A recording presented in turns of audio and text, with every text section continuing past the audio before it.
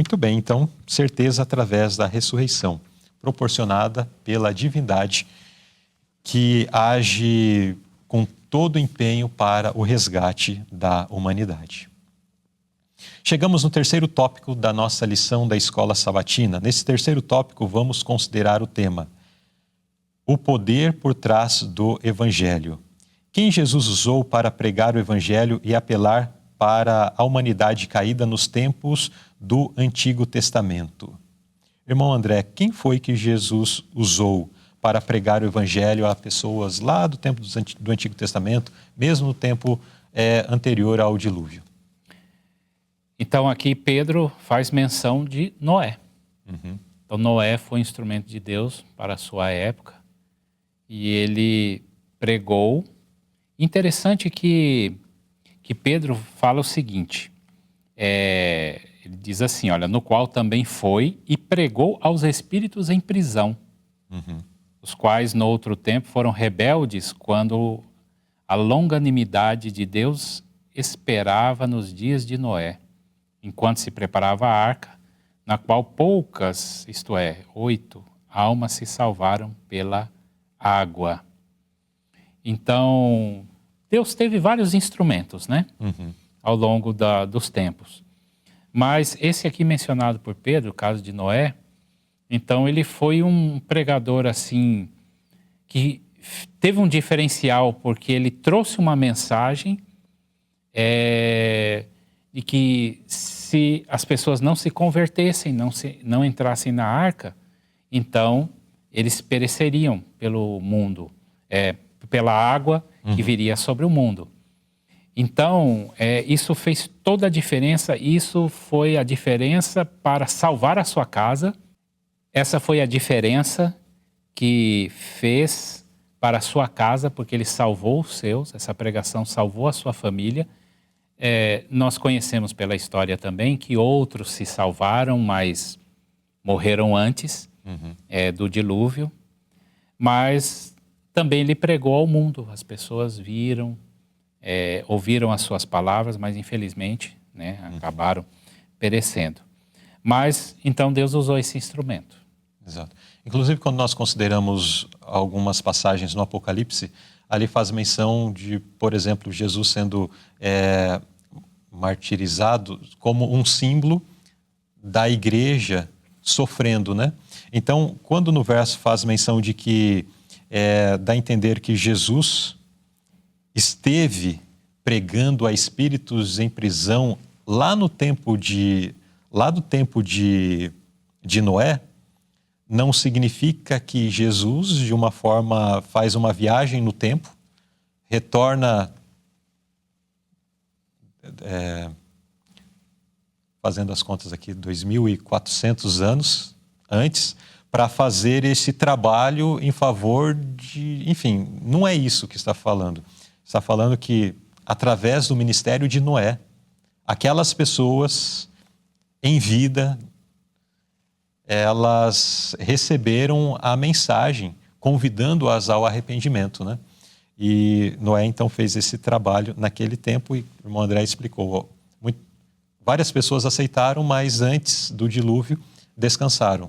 Por ocasião do dilúvio, apenas Noé e sua família foram preservados com vida. Agora tem essa expressão, irmão André, que às vezes traz um pouquinho de... às vezes as pessoas levam para exemplificar ou para explicar outras situações que não está exatamente de acordo com a palavra de Deus, que é a questão dos espíritos em prisão. Seriam almas desencarnadas dentro de uma cadeias de almas ali onde elas estão presas? Como que funciona isso? Então, não podemos entender dessa forma, né? Podemos entender que é assim, ou que, por exemplo, são os antediluvianos que morreram, aí os seus espíritos foram presos. E depois Jesus pregou para eles. Pregou para esses espíritos dos antediluvianos, libertando. Então, não, né? Então, quando a Bíblia está mencionando sobre espíritos em prisão, está falando de pessoas que são escravas do pecado. Pessoas que estão presas pelas cordas do seu pecado. Salomão fala isso, né, em Provérbios.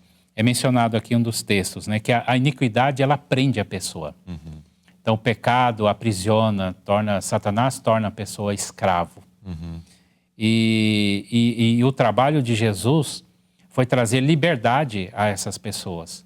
Não ao espírito, não assim a uma alma. Uma alma desencarnada. Desencarnada, não, a pessoa mesmo, né? Veio trazer liberdade. E a pregação de Noé foi para salvar essas pessoas. Né? Que essas pessoas tivessem entrado dentro da arca, né? A história poderia ter sido diferente para esses outros, né? Eles teriam sido libertos. No entanto, eles ficaram tão presos, tão escravos, né? Que menosprezaram a pregação de Noé. E não é diferente com outros que a Bíblia menciona, até com Jesus, e não é diferente também com o nosso tempo, né? Que muitas vezes a nossa mensagem é menosprezada, né? Então, cabe aqui uma reflexão para que cada um examine o seu coração, se está recebendo as verdades como deveria receber e se conseguiu se libertar do pecado, né? Da prisão, que pode ser diversas formas. A pessoa pode estar aprisionada em pecado de diversas formas, né? Muito bem. Inclusive, no tempo presente, nós podemos estar, né? Às vezes um pecado que acariciamos, um pecado que não queremos abandonar, estamos amarrados a isso. E será suficiente para nos levar à perdição. Talvez nós ficamos pensando aí a pessoas que estão atoladas numa vida de promiscuidade, numa vida de violência, numa vida de coisas assim terríveis, que são muito assombrosas, que nos assustam quando nós ouvimos sobre tais coisas e pensamos, nossa, essas pessoas estão perdidas, não tem salvação.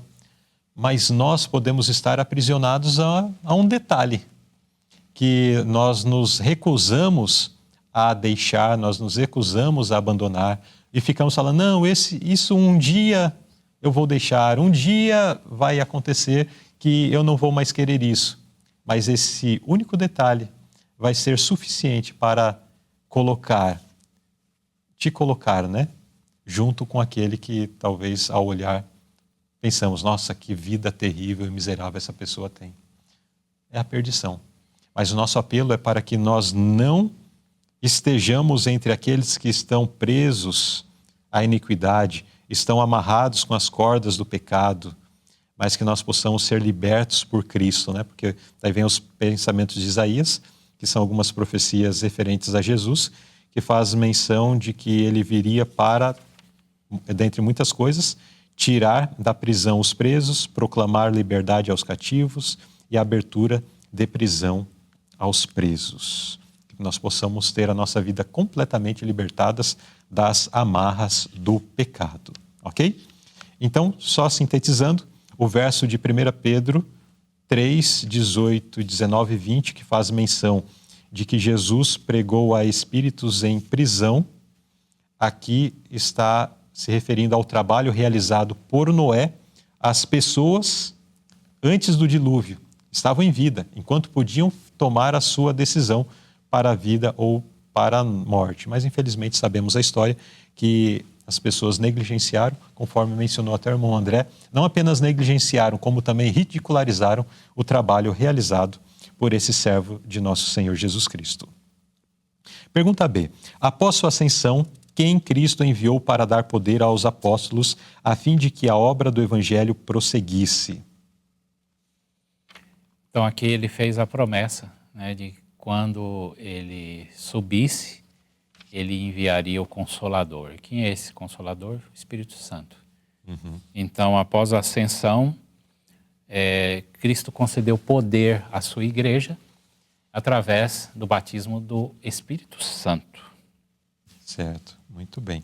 E isto é bem claro, né, pelos textos apresentados, aí o Espírito Santo sendo enviado à igreja e exercendo um ministério mais ativo a partir de então, né?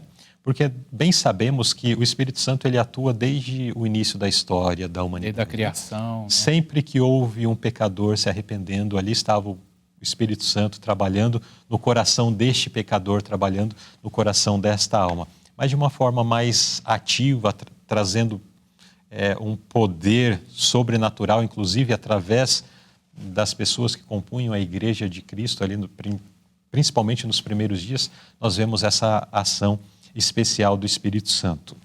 A nota traz um pensamento bem interessante, que é do livro Desejado de Todas as Nações, que menciona sobre a importância do Espírito Santo, a necessidade de Jesus ascender aos céus e então o Espírito Santo sendo derramado sobre a sua igreja.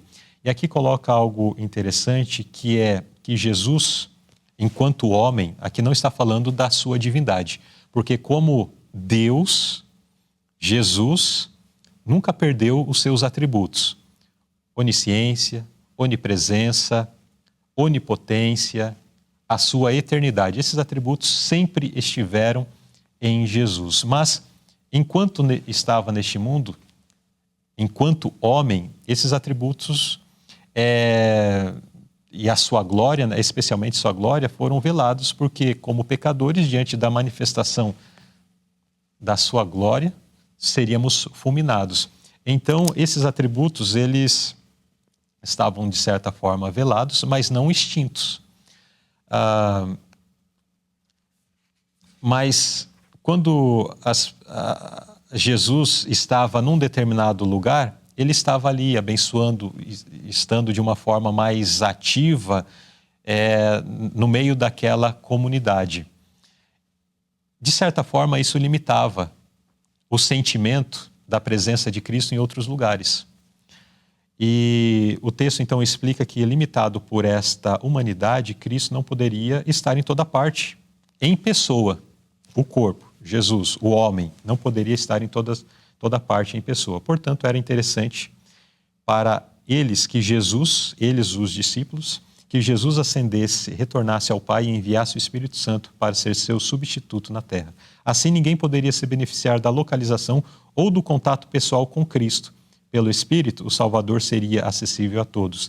Nesse sentido, ele estaria mais próximo deles do que se não tivesse subido ao alto. Por exemplo, por ocasião da morte de Lázaro, Jesus estava numa outra região distante, em pessoa. E junto com as pessoas com quem ele estava, os discípulos, a população daqueles vilarejos por onde ele estava passando, aquelas pessoas estavam sendo abençoadas pela sua presença, pelo que ele falava, pelo que ele estava realizando ali. No entanto, a inspiração menciona que Jesus também estava acompanhando tudo o que acontecia lá em Betânia, junto à família de Lázaro. A enfermidade de Lázaro, a sua dor, depois a sua morte, o desespero na família por conta do que se abateu sobre eles, a perda de um ente querido, sem a possibilidade de Jesus ter chegado para curar a sua enfermidade. Divinamente, Jesus estava presente nesses outros lugares. E da mesma forma nós entendemos no contexto até do tempo presente. Jesus, ele está conosco aqui estudando essa lição. Jesus também está aí onde você está acompanhando esse estudo. E na casa de mais dezenas e centenas de pessoas e de muitas outras que estão estudando a palavra de Deus também nesse exato momento.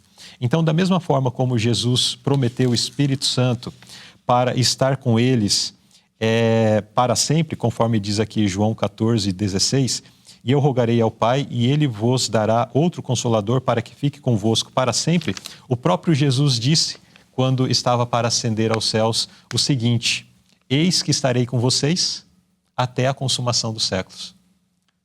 Então, Jesus, o homem, ascendeu aos céus, mas a presença como Deus sempre esteve em todos os lugares. Poderíamos colocar outra situação, como o episódio de Natanael, que estava orando debaixo da figueira, e Jesus viu Natanael orando debaixo da figueira.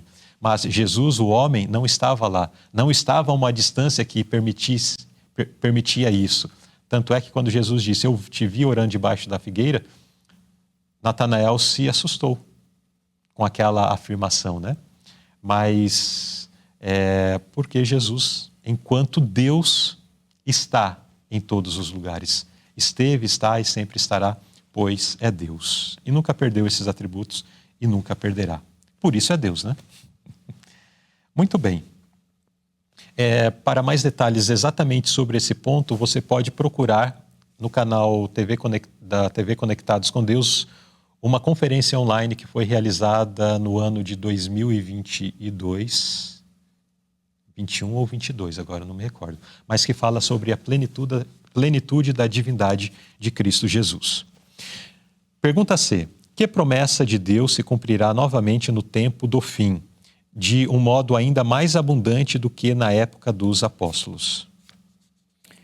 Então, aqui é a promessa do Espírito Santo. Então, faz até menção a respeito da chuva serôdia, que será poder maior, será concedido à igreja no fim dos tempos.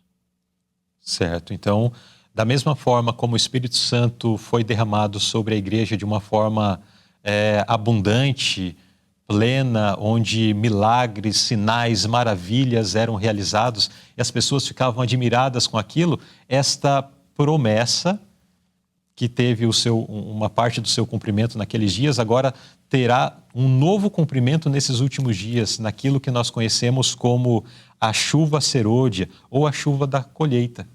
Então, o Espírito Santo novamente será derramado sobre a igreja e grandes coisas, grandes obras, grandes realizações terão lugar nesses últimos dias. A igreja de Deus abalará o mundo. Às vezes nós olhamos para o que temos, o que somos, uma igreja pequena, uma igreja que não tem uma presença tão marcante assim em todo o mundo, e pensamos como essa igreja pode cumprir o que está profetizado lá em Apocalipse 18, verso 1, iluminar toda a terra com a glória do poder de Deus.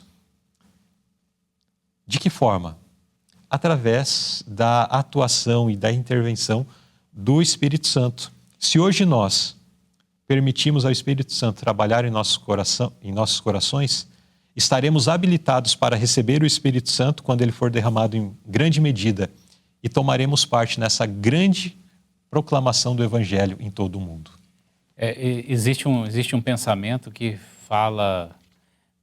Alguns pensamentos que falam a respeito da chuva temporã, né, que foi aquela lá do princípio, lá do início da igreja, da promessa que Jesus fez. E os textos falam também a respeito da chuva serôdia, que será a do futuro. Né? Agora existe um outro pensamento inspirado que diz que... Porque existem algumas aplicações para isso, né? Sim. Existe a aplicação do passado, que aconteceu, o Espírito Santo, que é representado pela chuva temporã, e no futuro que ocorrerá a chuva serôdia. Mas existe também uma outra aplicação pessoal. Então, existe um texto que diz assim, que a chuva serôdia, ela não virá se nós não recebermos primeiro a temporã. Então, pessoalmente, eu preciso receber, né, eu preciso assimilar a palavra de Deus, eu preciso orar pelo batismo do Espírito Santo, eu preciso do arrependimento, eu preciso da conversão, e aí, como passo na salvação, como passo para a preparação para receber um poder maior no final, né? Então, existe uma necessidade de orarmos pelo Espírito Santo, né? Eu acho muito interessante que normalmente quando nós estamos visitando as igrejas, sempre quando alguém ora, eu sempre vejo alguém orando pelo batismo do Espírito Santo. Então, eu ouço também muitos pregadores falando, olha, precisamos orar pelo batismo do Espírito Santo. Precisamos mesmo.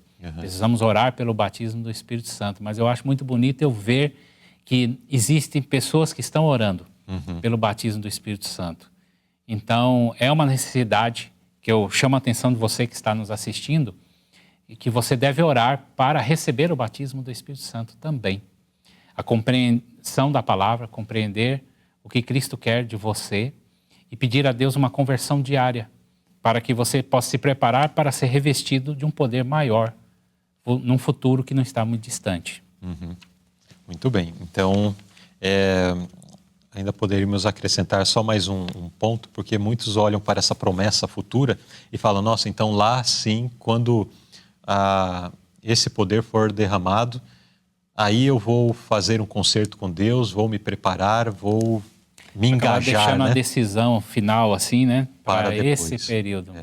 E aí é um grande problema, porque para nós já conhecedores desses ensinamentos da palavra de Deus, o nosso tempo de oportunidade, o tempo em que a porta da graça está aberta para nós é o tempo presente. Quando a chuva serôdia for derramada sobre aqueles que estiverem preparados, eles anunciarão o evangelho, anunciarão a mensagem para esses últimos dias, e as pessoas que ainda não ouviram, que ainda não fizeram essa decisão, terão então a oportunidade de fazer.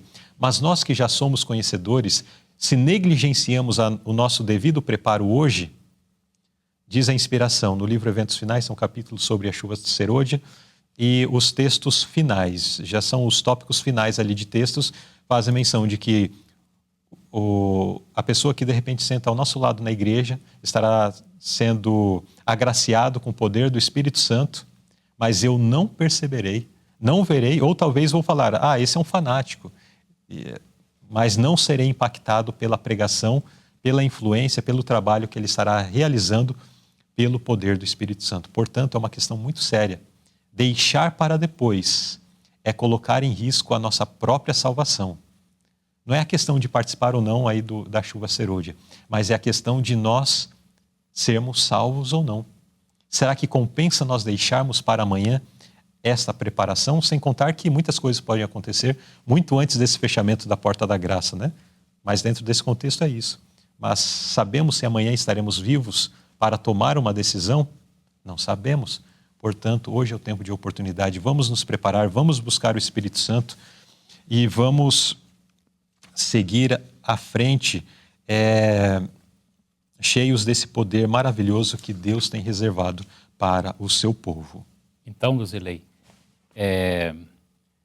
o Espírito Santo, a chuva serôdia, será derramada não para operar uma mudança no coração das pessoas, mas o Espírito Santo será derramado para confirmar aquelas pessoas e capacitá-las a realizar determinadas coisas que não conseguia realizar. Sem essa capacitação especial. Sem essa capacitação especial sobrenatural. Muito bem. E aí nós entraríamos no outro assunto, André, dons espirituais. Dons espirituais, aí nós iríamos longe. Se não estou equivocado, né? Uma das últimas lições que o irmão André participou aqui no Lição Interativa foi sobre dons espirituais, há 1 ano e tanto atrás. Enfim, é um assunto maravilhoso também que merece a nossa atenção, um estudo cuidadoso. O Espírito Santo é essencial. E aí um texto da inspiração diz que nós devemos buscar com muito anseio, com muito vigor, sermos batizados pelo Espírito Santo. E a pergunta que fica para você, caro internauta, você já orou pelo batismo do Espírito Santo hoje? Se você não orou, ore, busque o batismo do Espírito Santo. Precisamos, desejamos, necessitamos, aliás, precisamos e necessitamos para ontem, né? Sermos batizados pelo Espírito Santo.